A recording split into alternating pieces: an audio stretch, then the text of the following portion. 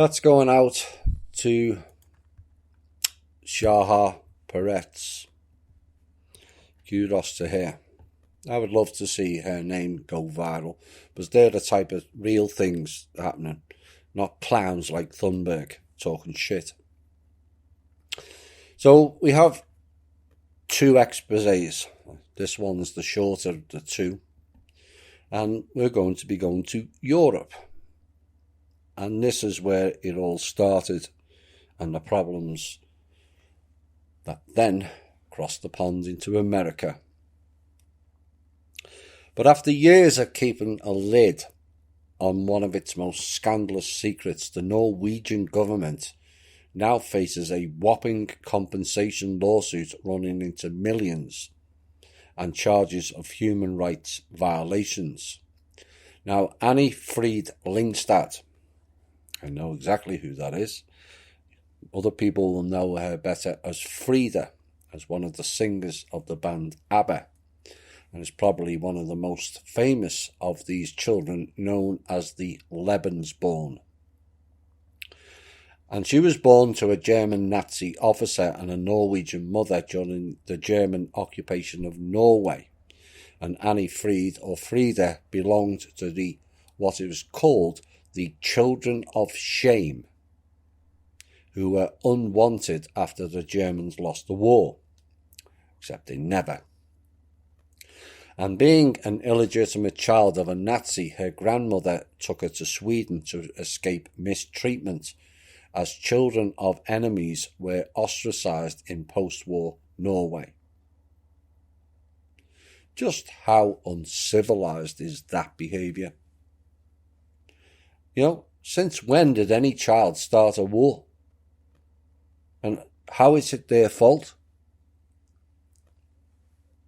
It boggles the mind. Now, in this programme, it was said that blue eyes and blonde hair was preferred. Wonder why. And Lebensborn was a special Aryan breeding programme that was established in 1935 and the brainchild of Heinrich Himmler, who was the head of the SS. And he wanted to breed what he considered racially superior children, which was all part of the script. Now, meanwhile, Hitler wanted a breeding programme to restock their country. And it was two very differing programmes. They don't mention the other one. And Himmler regarded the Norwegians with their blue eyes and blonde hair as especially Aryan and pure. And the aim of the programme was to entrust leadership of Norway to these Aryans after the war, or to have them and their mothers move to Germany to bring more Nordic blood into the German Reich. Now, there was incentives for bearing Aryan children, and every pregnant Norwegian woman who could prove her child's Aryan ancestry was entitled to financial support or a privileged treatment in maternity homes.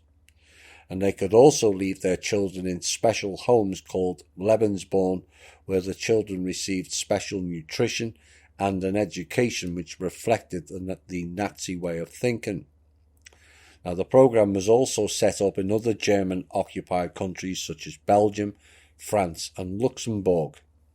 And altogether, Himmler established more than 20 Lebensborn institutions, and the majority of these were in Norway.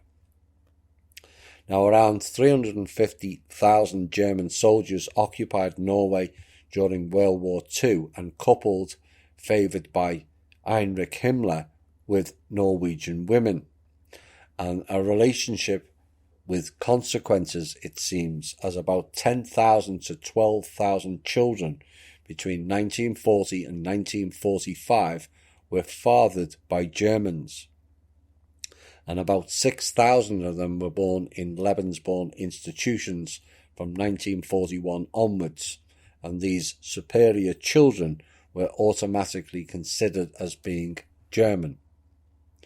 But they were ostracised and mistreated and led a very marred childhood. as the fate of the children resulting from the special breeding program was at times cruel, and their mothers could not stand the shame of having been engaged to German soldiers. And a Norwegian commission after the war decided that the children should remain in Norway. But by now the children were looked upon as outcasts, and they were put in orphanages. Some of them were sent to lunatic asylums. And there the children were mistreated and abused, and some of the former Lebensborn children say they were tied to their beds for hours on end. But they began breaking silence and began bearing secrets. And most of the Lebensborn children are slowly coming out with their stories of mistreatment and abuse. And one of them was Paul Hansen, who was 58 when he spoke out about this. And today he's a broken man.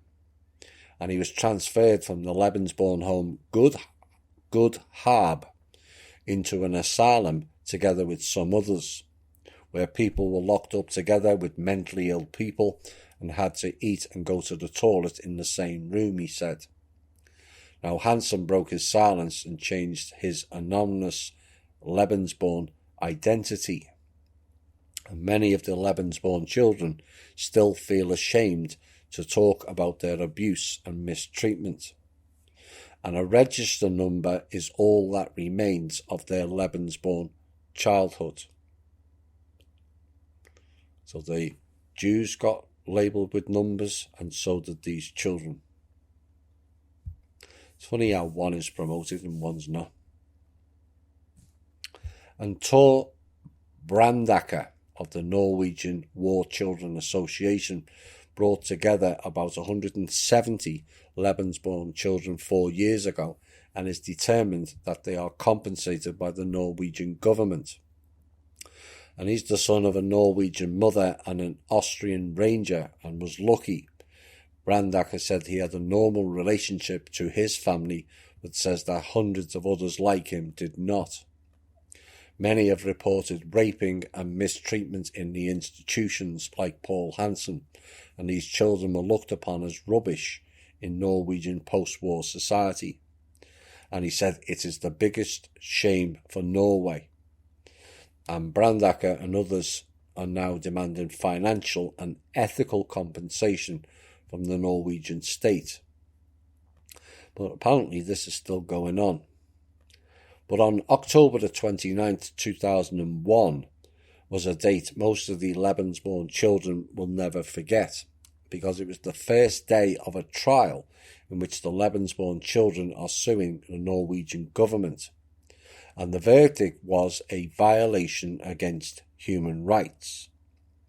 Now the case attracted much attention by the media back then, and a signal for Tor Brandaker and his companions, and he had hoped that the court trial would reveal the dark history of Norwegian state ruling. Now the prosecutors demanded up to 2 million kronen, which is €253,000 for each case, as the price for a lost childhood. But after the case was rejected on grounds of invalidity, the former Lebensborn children will put forth their case now to the European Commission on Human Rights in Strasbourg. Just shocking. Again. Norvège, 0 points. No points for Norway. And their shocking treatment of children who, through no fault of their own, found themselves ostracised on the grounds they were white and related to Germans. Are we seeing a pattern yet? Because if that is not abject racism, I don't know what is. But forget the Nazi angle that is riddled through this report, which immediately shuts down many people's thinking process. This is a repeating story of white children being used and abused for centuries, and yet it is never reported as such. White slavery has been drastically underreported in this country, as the Jewish elites' narrative was to say it was black only and that the whites did it.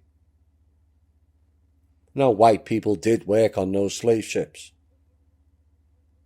but every one of them were Jewish owned. And it's their version of whiteness that has caused most of the world's damage to these children. Look at Jared Kushner. He's classed as white, but his ilk are determined to eliminate the whites and the white race. His mentor is Kissinger.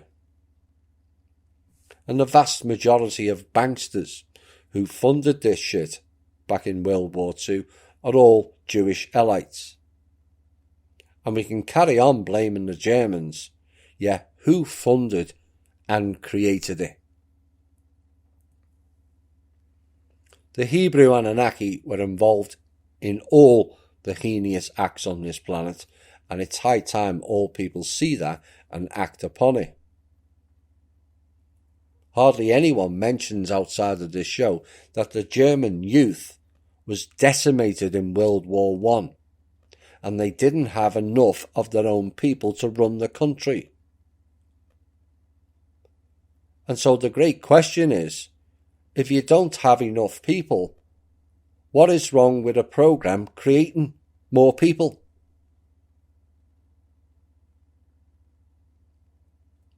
It doesn't matter whether they're special or not, because that statement is to largely feed the white supremacist bullshit. And that's exactly what it is. Because the point is, the white race is plummeting rapidly to a point of extinction yet again, due to these dark forces and their Hebrew minions. And that has to be the major talking point around the world. This is not a bald eagle, elephant or tiger we're talking about here. It's about one element of the human race. And yet there's no chatter about this anywhere. Now, why is that?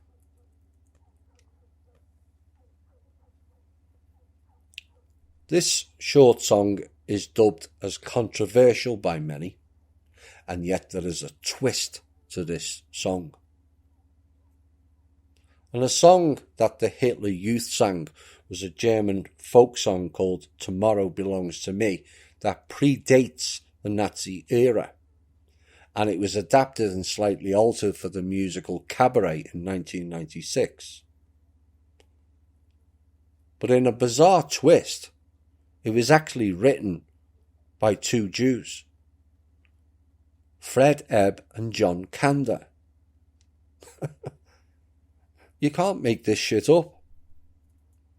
Fred Ebb, born in New York, born to Jewish parents. John Kander, born in Missouri, born to Jewish parents. And this is classic theatre production. Write songs for them and then promote them as hate songs. Well, you know what? Tomorrow belongs to us, whether you like it or not. Stick that in your pipe and smoke it.